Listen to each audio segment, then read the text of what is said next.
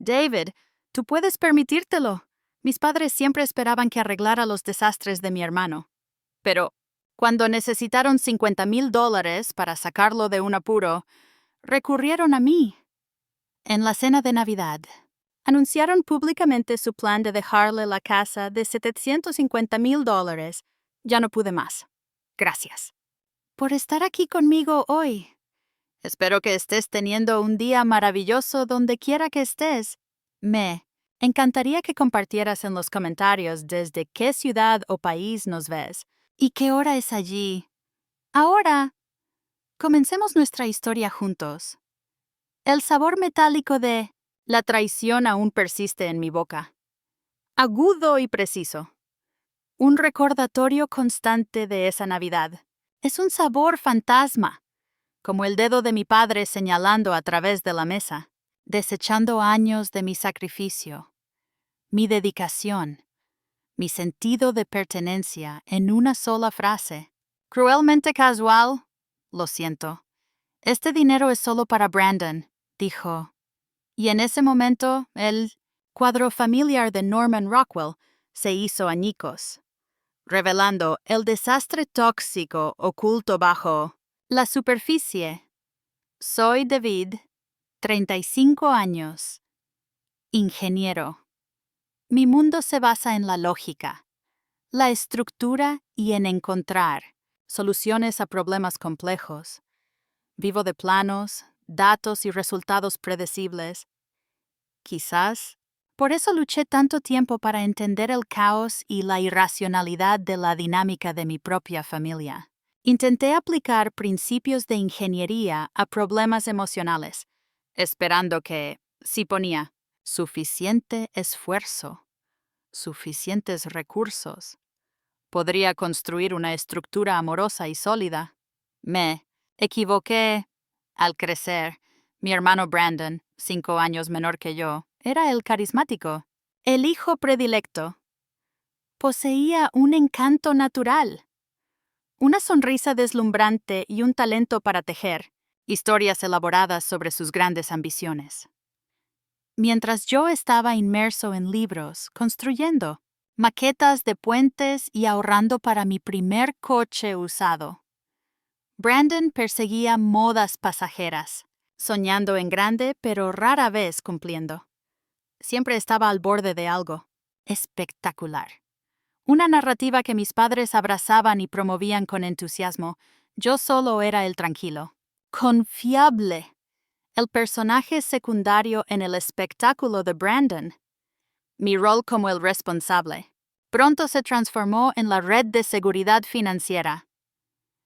Empezó de forma sutil en mis primeros 20. Tras conseguir mi primer buen trabajo, una llamada sobre Brandon necesitando unos cientos de dólares para libros. Una petición para cubrir una reparación urgente de su coche. Mis padres lo presentaban como ayudar a la familia, apoyar el camino de Brandon. Contribuí, sintiendo una satisfacción silenciosa por poder ayudar, esperando que me ganara un reconocimiento diferente al de mis logros académicos, un lugar en su núcleo emocional. Pero las peticiones crecieron, más grandes, más frecuentes. El alquiler cuando el último negocio de Brandon fracasaba.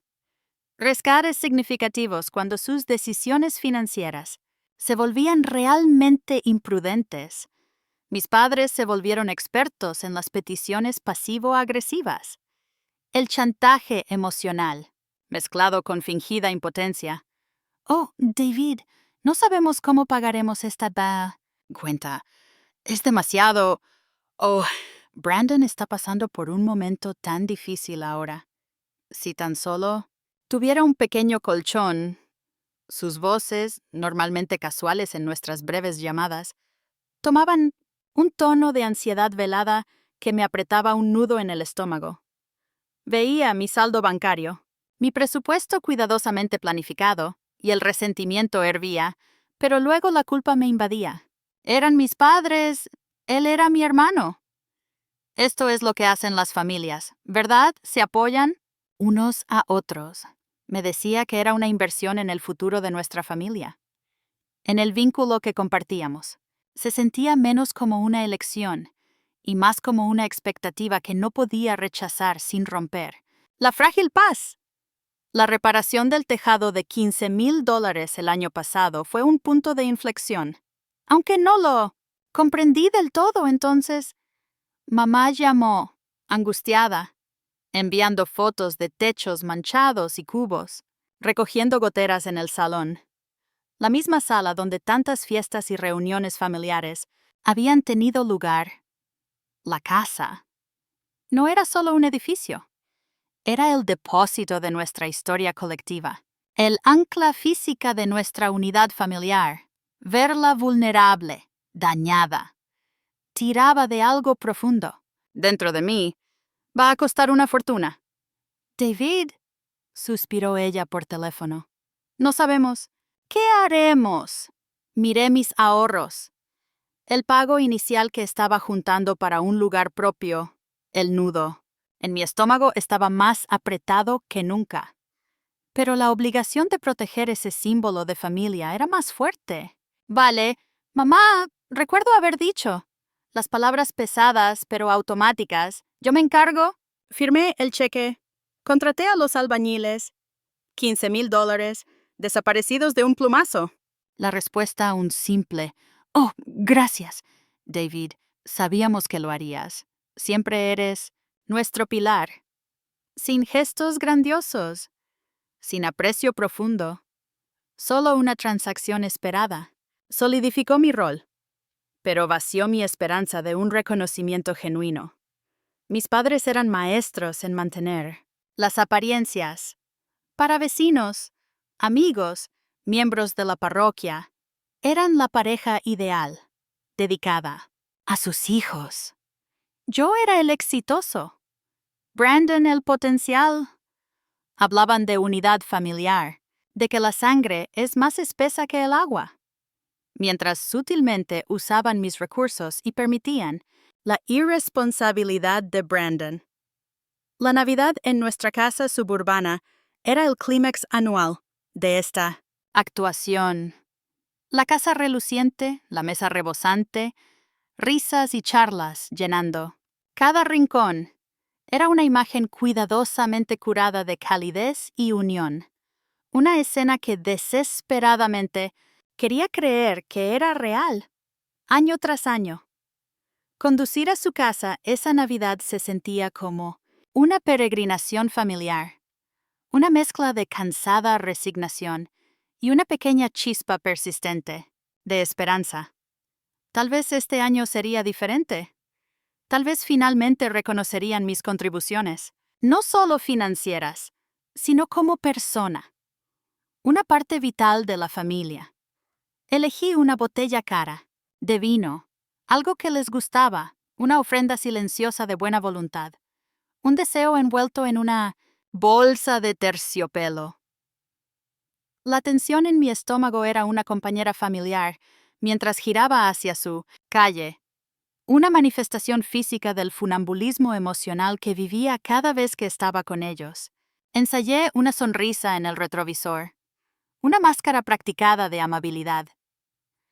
Al cruzar la puerta principal, el aire estaba cargado con el aroma del pavo asado, canela y un leve olor subyacente a abrillantador de limón. El perfume familiar de mi hogar de infancia. Debería haber sido reconfortante, pero de inmediato se sintió extraño, como entrar en un escenario en plena actuación. Mamá me saludó con un beso apresurado en la mejilla, ya mirando más allá de mí. David, querido, deja ese vino en la encimera. Estamos casi listos. Oh, ¿puedes traer una silla extra para la mesa pequeña? Nos falta una al frente. La mesa pequeña, otra vez, escondida cerca de la entrada de la cocina, donde se sentaban los sobrantes, los niños, los invitados menos importantes. A los 35, el pilar de la familia todavía se veía obligado a sentarse con los pequeños. La cena fue tensa, al menos para mí, desde mi posición en la mesa pequeña. La mesa principal parecía un mundo aparte. Observé a Brandon dominando la escena, su risa resonando por la sala, más fuerte que la de cualquiera. Estaba entreteniendo a todos con una historia muy embellecida de su última inversión potencial. Una startup tecnológica que sonaba sospechosamente como sus últimas 5 ideas fallidas. Mis padres pendían de cada palabra suya. Radiantes de orgullo, yo pinchaba la comida. La deliciosa cena sabía a ceniza. En mi boca. Cada foto familiar enmarcada en la pared parecía atraparme la mirada. Imágenes de sonrisas y poses forzadas. Se sentían menos como recuerdos felices y más como evidencia de una realidad de la que no formaba parte. Mi pecho se sentía oprimido, como si alguien hubiera envuelto alambre de púas alrededor de mis pulmones, restringiendo mi respiración. Tras el postre, mientras se recogían los platos de tarta, papá se levantó, golpeando una cuchara contra una copa, reclamando atención. Un silencio cayó sobre la sala. Mis padres estaban lado a lado, un frente unido. Mamá con una mirada de orgullo fingido. Papá irradiando un aire de importancia. Tenemos un anuncio, declaró papá, su voz alta y clara. Como muchos sabéis, hemos estado pensando en el futuro, planificando el próximo capítulo. Y hemos decidido que, para ayudar a Brandon a asegurar su futuro, dadas sus circunstancias únicas ahora mismo, pausó, dirigiendo una sonrisa benevolente a Brandon, quien hinchó el pecho. Hemos decidido transferir la propiedad de la casa a él, con efecto inmediato. Las palabras flotaron en el aire, pesadas e increíbles. La casa que yo había ayudado a mantener en pie, la casa llena de mis recuerdos de infancia, desaparecida, así, sin más, entregada a Brandon, por sus circunstancias únicas, código para sus fracasos perpetuos. Una ola de náuseas me invadió. No era solo el dinero, el valor tangible de la casa. Era el absoluto desprecio por mi conexión con ella, mis contribuciones, mi propia existencia. Dentro de esa historia familiar, fue una declaración pública de a quién priorizaban.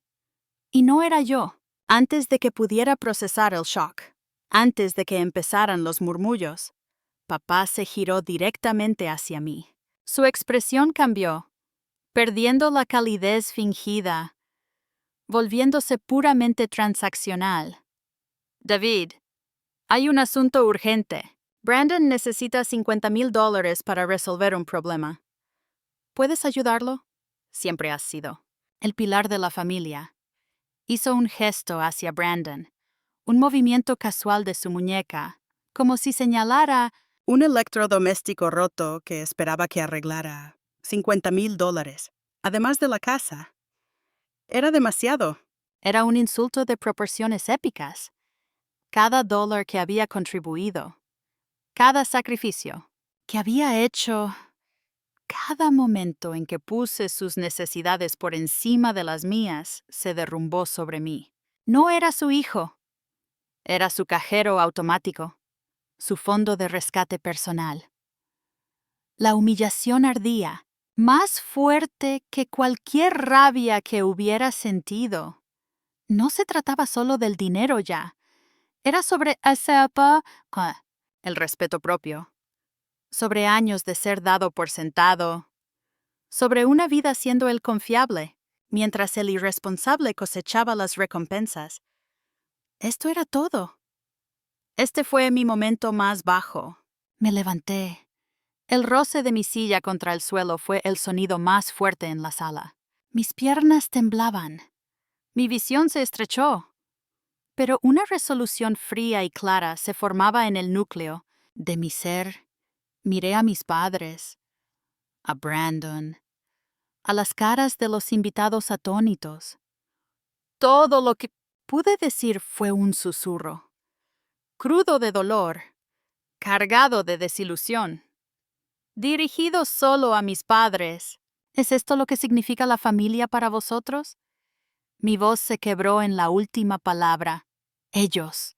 Me miraron momentáneamente, atónitos en silencio, quizás sorprendidos por la profundidad de la emoción. En mi voz, por la absoluta falta de mi usual conformidad silenciosa. Brandon parecía molesto. Cambiando de postura, no esperé a que se recompusieran, a que comenzaran el inevitable control de daños. Me di la vuelta y salí. No miré atrás. No tomé mi abrigo del perchero. Solo seguí caminando. Por la puerta principal, bajando los escalones del porche y hacia mi coche. El trayecto a casa fue un torbellino de emociones conflictivas, shock, dolor, confusión y una furia abrasadora, purificadora. Lágrimas corrían por mi rostro, no de tristeza, sino de pura, incontenible furia por la traición. Golpeé el volante, gritando en el coche vacío, liberando años de frustración y resentimiento acumulados. He terminado. El pensamiento no era de ira. Era una declaración de hecho absoluto. Una base que se resquebrajaba y se reformaba en algo más fuerte, más duro. No me romperían, no tomarían más.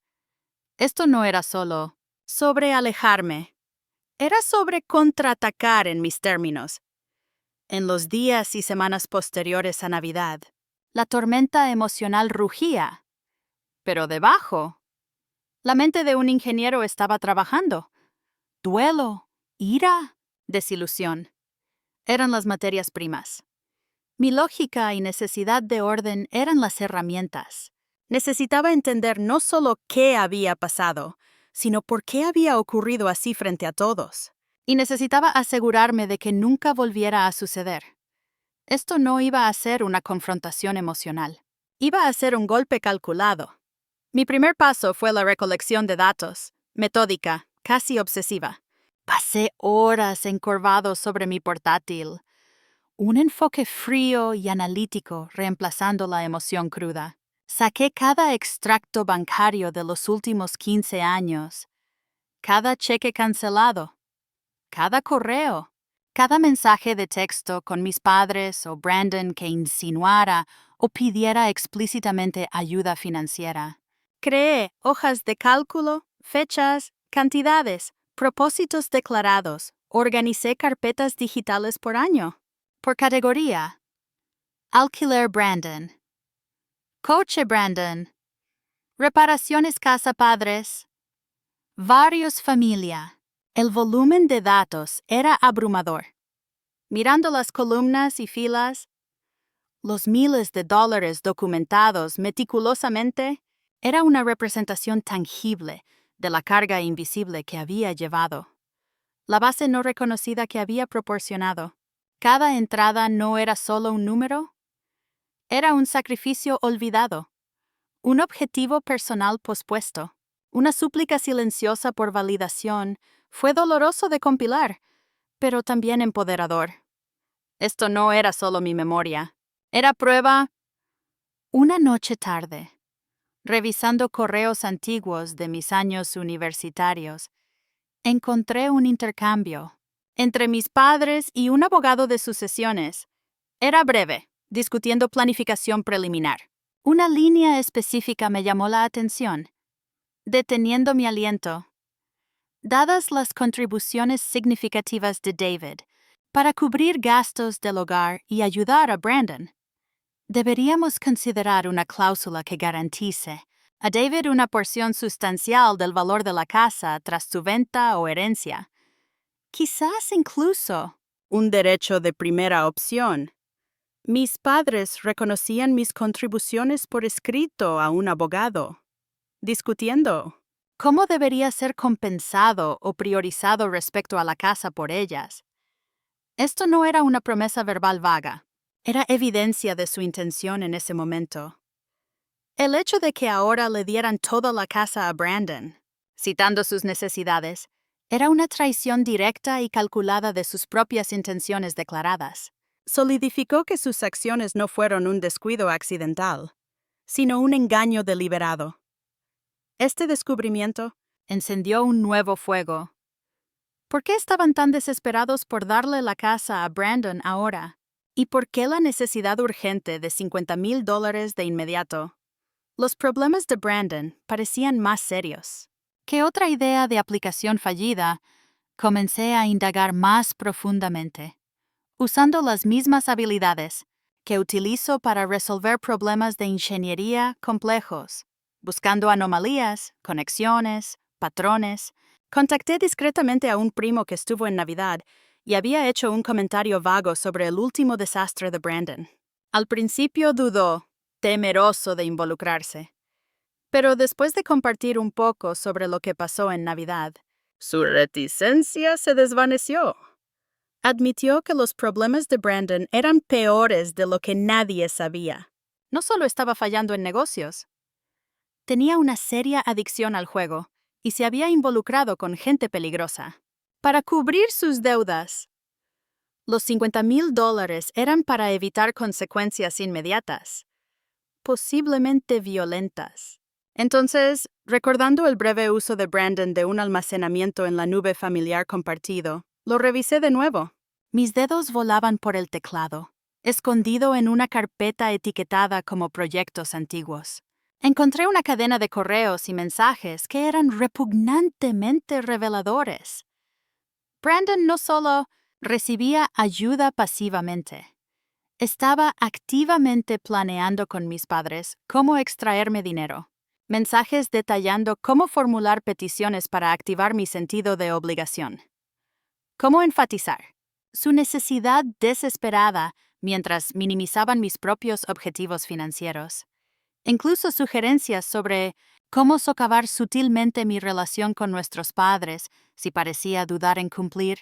Brandon no era solo el fracasado favorecido, era un manipulador calculado, trabajando activamente con mis padres para explotarme.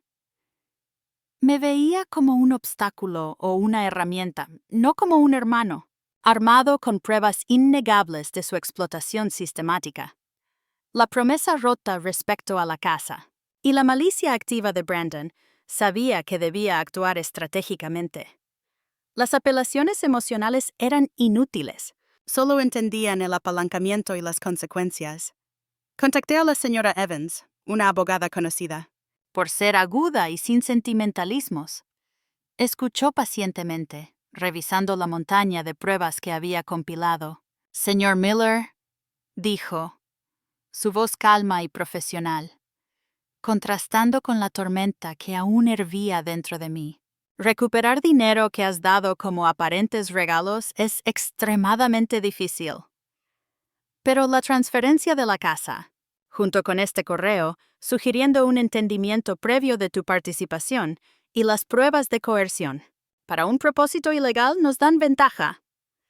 Puede que no revirtamos la transferencia por completo, pero podemos impugnarla, potencialmente atascarla en los tribunales durante años, costándoles mucho más que $50,000 y evitando que Brandon aproveche ese activo fácilmente. Describió las opciones legales, los costos potenciales y el impacto emocional. No era una garantía de recuperar lo que me debían, pero era una garantía de hacerles la vida muy difícil si no cesaban. Nuestra estrategia fue evitar el drama emocional e ir directamente a los hechos. Entregados con pruebas innegables, la señora Evans me ayudó a redactar un correo que fue una obra maestra de verdad fría y dura. No era largo, pero cada frase era un clavo en el ataúd de su fachada. Enumeré las principales: contribuciones financieras, haciendo referencia a los archivos organizados y fechas. Cité la línea del antiguo correo de planificación de herencia. Adjunté las capturas de pantalla más condenatorias del almacenamiento en la nube de Brandon, las que detallaban sus deudas de juego y sus estrategias manipuladoras. Declaré claramente que estaba al tanto de la verdadera naturaleza de los problemas de Brandon y de su complicidad. Concluí diciendo que todo apoyo financiero de mi parte estaba terminado permanentemente. Mencioné explícitamente haber consultado con un abogado y las posibles acciones que podría tomar respecto a la transferencia de la casa, basándome en las pruebas del entendimiento previo y las circunstancias de la solicitud de $50,000. La lista de copia fue crucial. Incluía a mis padres, Brandon, y a algunos familiares y amigos cercanos que estuvieron en Navidad, los que presenciaron el anuncio, y la solicitud de primera mano. Esto ya no era solo un asunto familiar privado. Se trataba de exponer la verdad a aquellos que habían visto la mentira. Enviar ese correo fue lo más aterrador y emocionante que había hecho nunca. Mi apartamento se sentía inquietantemente silencioso después. El único sonido era el zumbido de mi frigorífico. Entonces la tormenta estalló. Mi teléfono se iluminó de inmediato, con llamadas y mensajes. Los números de mis padres parpadeaban en la pantalla, seguidos por el de Brandon. Los dejé sonar. Dejé que los mensajes de voz se acumularan. Los textos eran una avalancha de abusos predecibles. Shock, negación, furia. ¿Cómo pudiste? David, nos has traicionado. Esto es cruel, estás inventando cosas. Oh. Los mensajes de Brandon eran particularmente vicios, oscilando entre amenazas y patéticos intentos de recuperar el control. Te arrepentirás, seguido de no hagas esto. Dave, somos familia. Luego vinieron sus correos de responder a todos. Mis padres entraron en modo de manipulación total. Desecharon el antiguo correo de herencia como una idea pasajera. Afirmaron que mis pruebas compiladas estaban sacadas de contexto e insistieron en que los problemas de Brandon eran confidenciales y no de mi incumbencia. Se pintaron como padres amorosos atacados por un hijo frío e ingrato. Me ordenaron disculparme con los destinatarios en copia y retractarme de mis mentiras. Esto era su intento desesperado de recuperar el control de la narrativa, de salvar su imagen pública. Mi respuesta fue rápida y devastadora. Un golpe final clínico, responder a todos. Frases cortas, golpeando fuerte. Mamá, papá, Brandon. Vuestras respuestas confirman el patrón. Los documentos y mensajes hablan por sí mismos. Luego la caída de pruebas. Para los que están en copia, adjunto capturas específicas de los correos de Brandon detallando sus deudas de juego y discutiendo estrategias de manipulación. También adjunto la sección relevante del correo de 2010 de mamá y papá discutiendo la planificación de herencia con el abogado, reconociendo mis contribuciones y discutiendo mi parte de la casa. Ya no era solo mi palabra contra la suya, eran sus propias palabras, sus propios registros expuestos. El silencio que siguió esta vez fue absoluto. El teléfono dejó de sonar. Los mensajes pararon. Era el silencio ensordecedor tras la explosión de una bomba. El momento de justicia no fue un veredicto judicial. Fue el ajuste interno silencioso de las personas que estaban en copia, viendo la verdad, irrefutable detrás de la fachada pulida. Las consecuencias inmediatas fueron exactamente como la señora Evans había advertido, una ruptura dolorosa y desordenada. Mis padres y Brandon me cortaron por completo, difundiendo su versión de los hechos a cualquiera que escuchara. Algunos parientes y amigos de la familia, ya predispuestos a creer la narrativa cuidadosamente construida de mis padres, o simplemente incómodos con el conflicto, se pusieron de su lado. Me veían como el villano, el hijo codicioso que atacó a su pobre familia en apuros. Esto fue aislante, un dolor agudo por ser malentendido y juzgado injustamente. Pero otros, aquellos que vieron las pruebas, o tal vez sospechaban algo desde hace años, contactaron silenciosamente. Mi primo ofreció un apoyo sincero. Un viejo amigo de la familia expresó conmoción y tristeza validando que lo que hice fue necesario. Estas conexiones, nacidas de la verdad compartida y la empatía, se convirtieron en mi nueva definición de familia, no basada en la sangre, sino en el respeto, la honestidad y el cuidado genuino. El proceso legal no fue una victoria rápida y satisfactoria. Impugnar la transferencia de la casa fue complejo y caro. No logramos revertirla por completo, pero la presión legal y las pruebas del entendimiento previo y las circunstancias alrededor de la demanda de $50,000 forzaron un acuerdo que evitó que la casa fuera un activo limpio y sin cargas. Para Brandon, costando a mis padres significativamente en honorarios legales y quizás forzando una futura venta o reestructuración menos ventajosa que su plan original. No recuperé las contribuciones financieras pasadas. La ley las veía mayormente como regalos, pero evité futuras explotaciones y les obligué a enfrentar consecuencias financieras y de reputación. No fue una vindicación total en términos monetarios, pero fue justicia en el sentido de que me levanté, dije la verdad y me protegí. Mis padres y Brandon enfrentaron sus propias consecuencias. Sin mi soporte financiero, sus luchas se volvieron más reales. Las deudas de Brandon probablemente lo alcanzaron de otras maneras, su máscara social.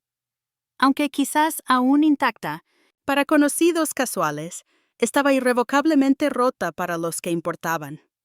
Escuché susurros, a través de rumores tensiones, problemas financieros, pérdida de cierta posición social. Nunca ofrecieron una disculpa genuina ni mostraron remordimiento.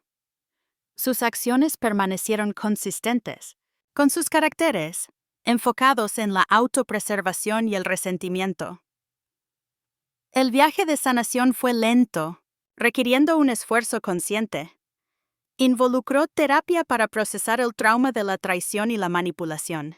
Significó construir activamente nuevas relaciones y nutrir las existentes de apoyo. Significó aprender a confiar en mi propio juicio de nuevo. Tras años de que me dijeran que mis percepciones estaban equivocadas, aprendí a establecer límites, no como castigo, sino como actos de autopreservación, diciendo no, incluso a peticiones aparentemente pequeñas de otros. Se sentía como ejercitar un músculo atrofiado, la opresión en mi pecho, el nudo en mi estómago. Síntomas físicos del estrés crónico. Se aliviaron gradualmente. Comencé a dormir toda la noche.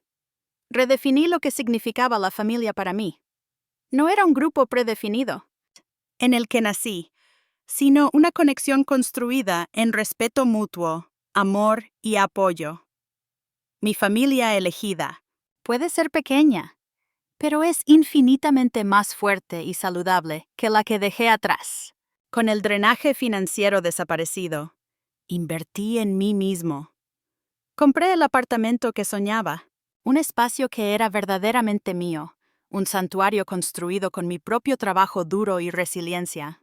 Se sintió como construir una nueva base. Esta vez en terreno sólido, la vida ahora es más tranquila, menos dramática. Hay momentos de tristeza, particularmente en las fiestas, cuando la ausencia de la Bajsen, familia que anhelaba, es palpable. Pero esos momentos son fugaces, eclipsados por una sensación permanente de paz y libertad. Defenderme no fue solo un acto de desafío, fue un acto de amor propio. Me costó una unidad familiar definida por la sangre, pero me devolvió mi autoestima, mi autonomía, y la oportunidad de construir una vida basada en la verdad y la conexión genuina. El sabor metálico de la traición puede permanecer como un recuerdo, pero ya no define mi presente ni mi futuro.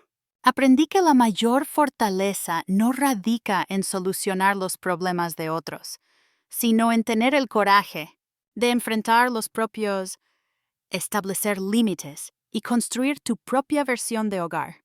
¿Alguna vez has tenido que trazar una línea en la arena con tu familia? ¿Qué ganaste al elegir tu propia paz? Un espacio que era verdaderamente mío, un santuario construido con mi propio trabajo duro y resiliencia. Se sintió como construir una nueva base, esta vez en terreno sólido. La vida ahora es más tranquila, menos dramática. Hay momentos de tristeza, particularmente en Navidad, cuando la ausencia de la familia que anhelaba es palpable. Pero esos momentos son fugaces, eclipsados por una sensación permanente de paz y libertad. Defenderme no fue solo un acto de desafío, fue un acto de amor propio. Me costó una unidad familiar definida por la sangre, pero me devolvió mi autoestima, mi autonomía y la oportunidad de construir una vida basada en la verdad y la conexión genuina. El sabor metálico de la traición puede permanecer como un recuerdo, pero ya no define mi presente ni mi futuro. Aprendí que la mayor fortaleza no radica en solucionar los problemas de otros, sino en tener el coraje de enfrentar los propios, establecer límites y construir tu propia versión de hogar. ¿Alguna vez has tenido que trazar una línea en la arena con tu familia? ¿Qué ganaste al elegir tu propia paz? ¿Qué ganaste cuando elegiste tu propia paz?